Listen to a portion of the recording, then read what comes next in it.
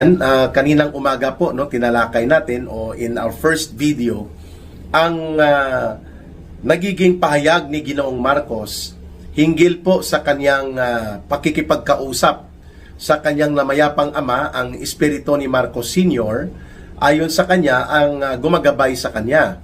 Regular niya itong nakakausap, which are indicators ng isang nag-hallucinate na tao, no? Ibig sabihin po, nagkakaroon ng matinding problema sa pag-iisip ang presidente sapagkat nakakapagkausap na siya ng mga kaluluwa, ng mga masasamang espiritu, kagaya ng espiritu ng kanyang patay na tatay na si Marcos Sr. So ngayon naman sa araw na ito ay pupunahin natin at bibigyan ng analysis itong binabanggit niya na corruption is not the face of the Philippines in the world, no?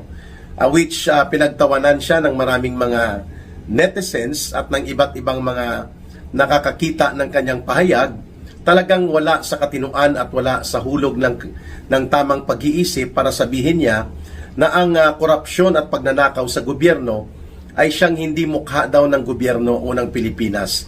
Iyon nga po ang iniulat kamakailan na si Gretchen Ho, ang kanyang pamilya, nang magbakasyon sila sa Europe, ang kanilang bitbit na mga dollar bills ay hindi po pinayagan na kaagad maproseso na makapagpa-exchange ng local currency sa euro sapagkat chine-check pa kung sila ba ay anong kanilang nationality, kung Pilipino sila, sapagkat pinagdududahan na baka may involvement ang kanilang mga pera sa iskandalo na nagaganap na korupsyon sa Pilipinas. Isa po yan sa hindi kanais-nais, hindi magandang karanasan ng ating mga kababayan.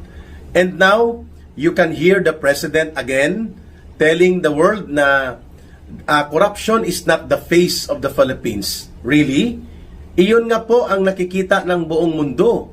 Araw-araw na balita, mahigit 1 trilyon na pesos na pundo sa kaban ng bayan na i-involve ang kanyang pinsan na Speaker of the House, ang kanilang barkada na operator nila sa katarantaduhan at kasindikatuhan, itong si Saldico, mga congressman, mga senador, at marami pang iba na nai-involve. Ngayon, kung ganyan po ang ipinapakita na mindset at mga kalukuhan sa pagpapahayag ni Marcos Jr., edi nagpapakita ang katotohanan na hindi niya alam ang realidad.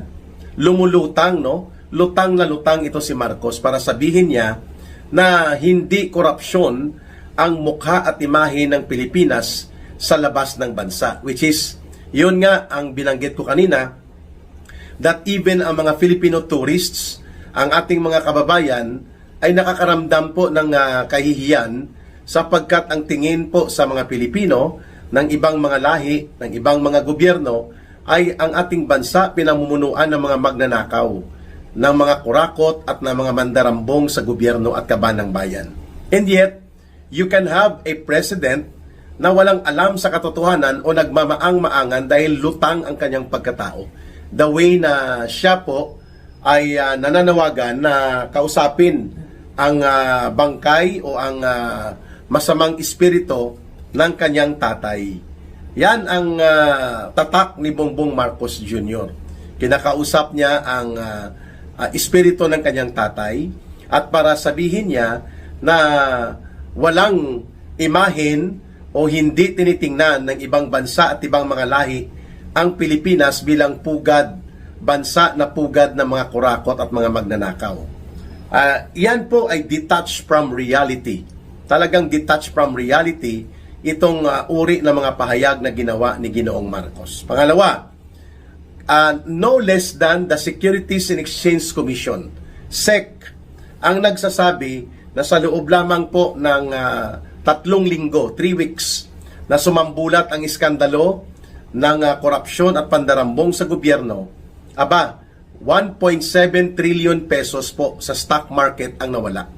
Ibig sabihin po, nag-pull out ng kanilang mga investment sa stock market. Uulitin ko, 1.7 trillion pesos na equivalent na mga stock market shares ang pinull out mula sa Philippine stock market ayon mismo sa Securities and Exchange Commission na siyang nangangasiwa at nagmomonitor ng stock market. at nagre-regulate nito. So hindi ito sasabihin ng Securities and Exchange Commission na lumalala ang kalagayan ng ating bansa, pang-ekonomiya lalo na, when there is a consistent pattern of capital flight and at the same time, pagkawala po ng stock market investments. 1.7 trillion pesos. Ano po ang pagkahulugan yan?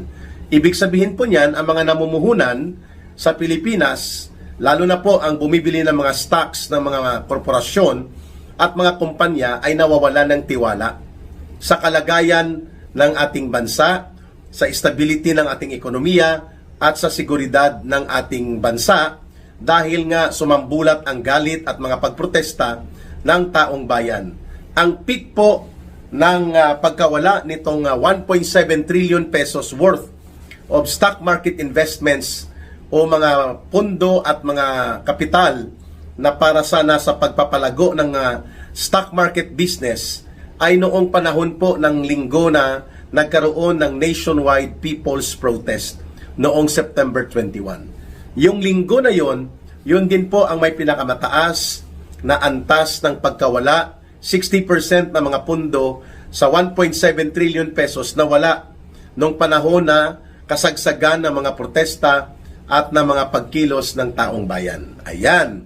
So hindi na po ito maitatanggi ni Marcos that ang malubha or the intensity and degree of impact of corruption, mga kababayan, ay talagang hindi na mapipigilan sapagkat si Marcos mismo at si Romualdez at ang mga matataas na opisyal ng gobyerno, ang mga congressman, taga DPWH, ay involved at ilang mga senador pa na patuloy na lumalabas sa mga balita. Malaki pong epekto sa ekonomiya natin kung patuloy na dumadausdos ang kumpiyansa at pagtitiwala ng mga investor sapagkat namumuhunan po sila at malaking bahagi ng ating ekonomiya nakasandig sa foreign investment. May dalawang type of investments na pumapasok. Yung stock market investment tsaka yung foreign direct investment. Simula pa nung nakaraang taon, last year, mahigit po sa 32% ng ating foreign direct investment po ang umaalis na sa Pilipinas. Inililipat na nila ang kanilang negosyo sa abroad at nagkakaroon na po sila ng pagkawala ng kumpiyansa that anytime ay pwedeng sumambulat ang krisis sa Pilipinas that can be beyond the control already of the government. So ano pong ipinapakita na katotohanan dito? Kasabay po ng pagkawala ng stock market investments na umaabot ng 1.7 trillion pesos ay ang pagkawala din po ng foreign direct investment. Halimbawa, aalis na yata sa Pilipinas at pasarado na in the next 2 years ang Del Monte, ang isa sa pinakamalaki na tagapagproseso at tagapag-export ng pinya. So, one of the biggest exports ng mga pinya natin, nanggagaling po yan sa kumpanya ng Del Monte. Ang Del Monte ay isang multinational corporation. Ibig sabihin po, ito ay korporasyon ng iba't ibang mga malalaking kapitalista sa iba't ibang bansa at nag-ooperate sa maraming bahagi ng bansa. So, ang Del Monte, kagaya ng Dole Philippines, ay mga multinational corporation. Ang kanilang pagkalugi sa Amerika at ang kanilang pagkalugi na rin mismo at kawalan ng kumpiyansa sa local market sa Pilipinas ay nagtutulak sa Del Monte brand na tumigil na sa pagninegosyo sa Pilipinas.